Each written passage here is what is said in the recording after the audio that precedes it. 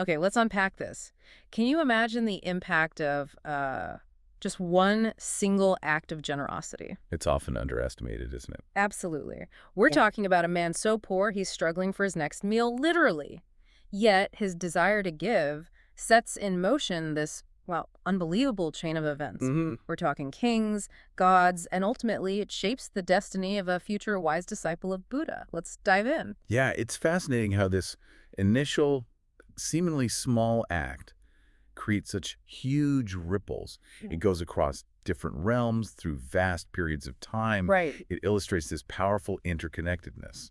So, welcome to the deep dive. This is where we explore the sources you send our way, trying to uncover the most compelling knowledge and, those surprising insights. Mm. And today we're diving into excerpts from a Buddhist text. It tells the remarkable story of Paṇḍitasāmaṇeravatthu, the wise novice. And the sources we have are really helpful. We've got the original Pali text alongside interpretations. Yeah, that's key. It really helps us appreciate the nuances, the language, the cultural context of this ancient narrative. Yeah. Having access to the original Pali, it just gives you a deeper feel for the specific terms used Definitely. and the potential layers of meaning that, well, they don't always come through cleanly in translation. Exactly. So our mission today is to really understand the core of this story.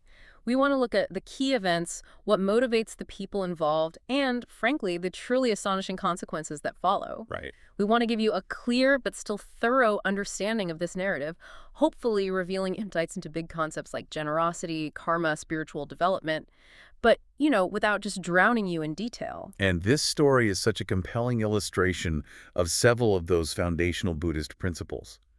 By tracing the sequence of events, you can get a much richer understanding of how these principles connect and manifest. Across lifetimes, even. Exactly. Across lifetimes, or as we'll see here, across many lifetimes. Okay, so let's set the scene. We're introduced to this man in a city known as Mahadugata. Which literally means extremely destitute. Right, extremely destitute. And despite facing such hardship, he makes this firm resolution.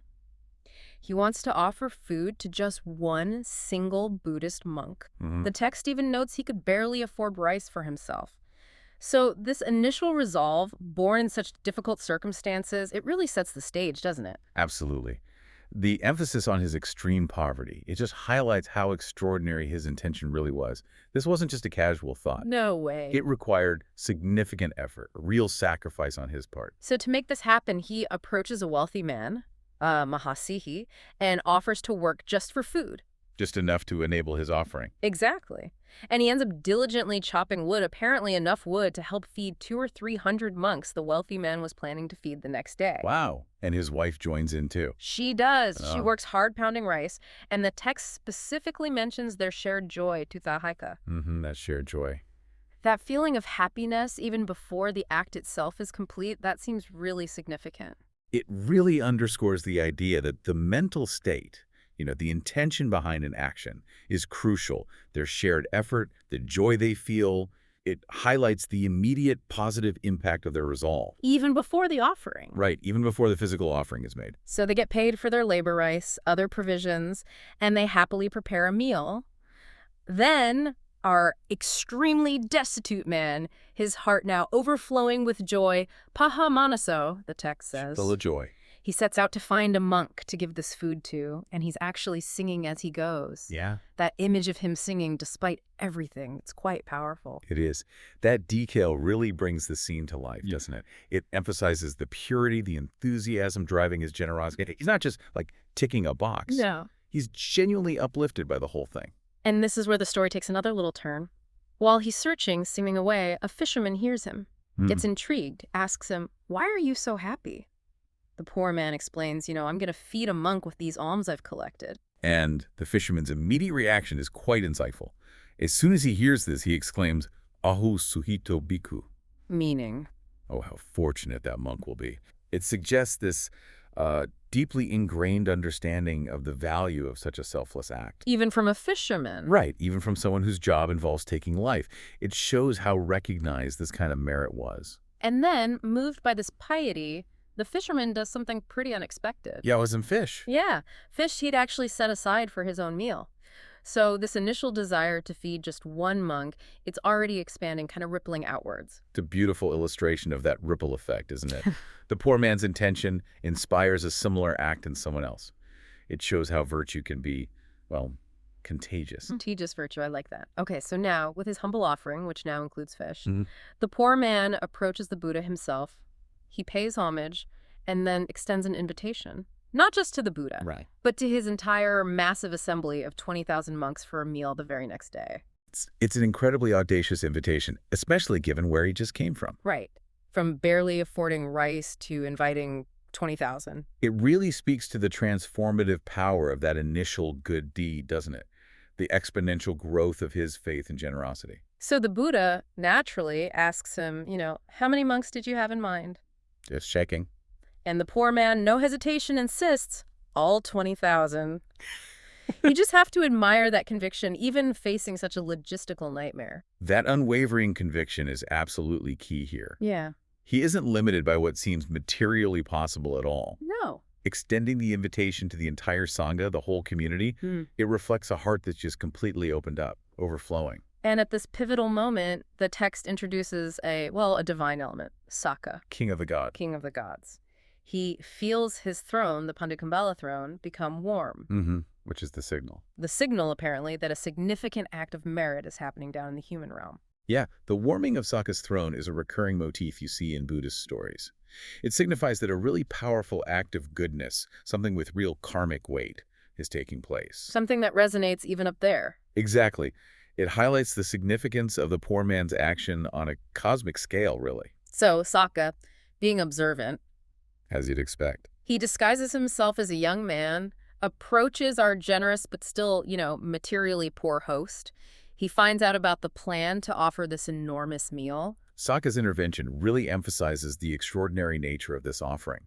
It's not just a big deal for humans. It's recognized as something truly exceptional by beings in other realms, too. And then in this incredible act of assistance, Saka, still in disguise, offers his help To prepare the meal. to prepare this monumental meal. Can you picture it?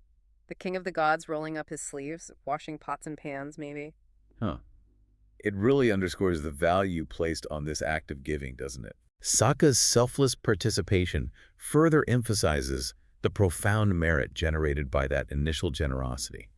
The willingness of such a high-ranking deity to help with such humble tasks. It speaks volumes about the power of pure intention. So the next day arrives. The poor man and Saka, working together, prepare everything. The text notes how meticulous they are, even mentioning washing the pots and pans. Right, the details matter. And the food is described as abundant, fragrant, enough to completely fill the Buddha's own bowl. And our man, the former Mahadugata, now just overflowing with devotion, he personally serves the Buddha. That must have been just an incredible moment for him. You have to imagine so. And the description of the meal, its abundance, its fragrance, especially considering where he started, Yeah. it definitely hints at a miraculous element, likely facilitated by Saka's divine help. And his personal service to the Buddha, that's like the culmination of his heartfelt offering. But the story keeps unfolding. King Bimbisara and his whole retinue arrive. Drawn by the buzz, presumably. Exactly, drawn by curiosity about this extraordinary event. And the king himself observes the food, notes its exceptional quality, the fragrance. King Bimbisara's arrival adds another important layer. Yeah. As the ruler, his presence acknowledges the social and religious significance of this act within their society. It's a big deal. Then Saka reveals his true identity. The big reveal. Right, explains to the king, look, I helped prepare this meal because of this man's truly exceptional generosity. And then, get this, a shower of 7 kinds of jewels falls upon the poor man's house. Not just fills it, Overflows it. creates this massive heap of jewels outside. What do we make of that? Is that symbolic or? Well, it could be both, really. Yeah. Symbolically, it represents the, abundant rewards of selfless generosity, material and spiritual. Okay. But on a more literal level, within that Buddhist cosmological framework, such miraculous events are understood as direct consequences. It's like his positive karma reached this critical mass and just manifested. Wow, okay. So the king sees all this, recognizes the immense merit, and bestows great honor on the man, elevates him right up to the status of a wealthy merchant, a sehi. A huge leap in status. Huge. He's given land to build a new house, and while they're digging the foundation, More miracles. More miracles! Pots of treasure just appear, directly attributed, again, to his accumulated merit. It seems like the rewards are just immediate and overwhelming. Indeed. His rapid transformation, socially and materially, plus the treasure, it further illustrates those immediate karmic benefits. It's a powerful demonstration of how generosity can lead to flourishing, both spiritually and materially. And now he's a wealthy man, but he doesn't stop. He continues his path, offering a grand 7-day alms giving to the Buddha and the Sangha. That's 20,000 monks for a whole week. An entire week. His initial wish to feed just one monk has blossomed into this incredible, sustained offering. And that extended generosity, it signifies his continued commitment, right? He understands the impact of that first offering, and now that he has abundance, he keeps cultivating merit through giving. So after living a life marked by these continued good deeds, the story says he's reborn in the Tusita heaven. A high celestial realm known for its bliss. He enjoys a long, happy, heavenly existence there. But the story doesn't stop. After his time in Tusita heaven, he's reborn again, this time as the eldest daughter in the household of a supporter of Sariputta. One of the Buddha's chief disciples. Right, in the city of Savatthi. Now, this detail might seem minor, but it's actually the crucial link. It sets the stage for his future life as Paṇḍitasāmaṇa. Exactly. That transition through different realms, it underscores the long-term reach of his actions, spanning multiple lifetimes. And being reborn into a family connected to spiritual practice, that's another sign of his merit guiding his future. So now we arrive at the birth of Paṇḍitasāmaṇera, the wise novice. And even during his mother's pregnancy, something extraordinary happens. The wisdom effect. Yeah.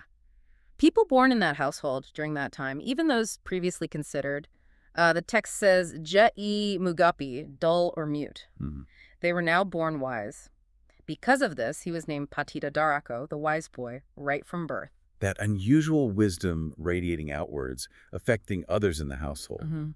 It's a powerful indicator of his extraordinary karmic inheritance. His very presence seems to exude wisdom. And his mother apparently felt it too. She intuitively felt she should never go against his inclinations, recognizing his innate wisdom. Trusting that inherent quality. Then, at just 7 years old, 7. So young. He expresses this deep desire to become a novice monk, a seminara under a certain thera, an elder monk. And despite their affection for him, his parents, respecting that wisdom, they consent readily. It's remarkable for a child that age. It really is. So the thera ordains him, gives him the precepts. It highlights that idea, doesn't it, that spiritual progress can carry across lifetimes. Absolutely. His early desire for renunciation suggests a clear continuation of his spiritual journey from those previous existences we just talked about. So during their travels, an incident occurs that really showcases the young novice's profound understanding. It's quite famous. The observation. Yes. He observes farmers irrigating fields, archers shaping arrows, carpenters crafting wood, just everyday activities.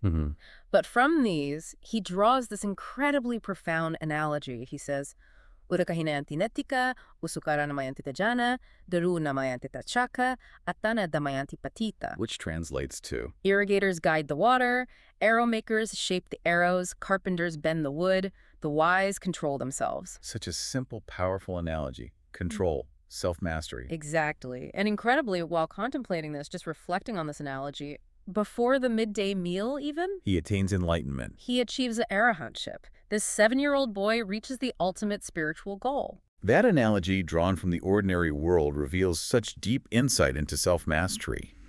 And his swift attainment of arahantship, it just underscores the culmination of all those past meritorious actions and his inherent wisdom finally blossoming at age 7. Mind-blowing. And the story climaxes with even more astonishing events. After his meal, now as a newly enlightened novice, More phenomena. extraordinary phenomena occur. The moon god, the sun god, they manifest their orbs. The 4 great kings provide protection. And Saka himself fans him.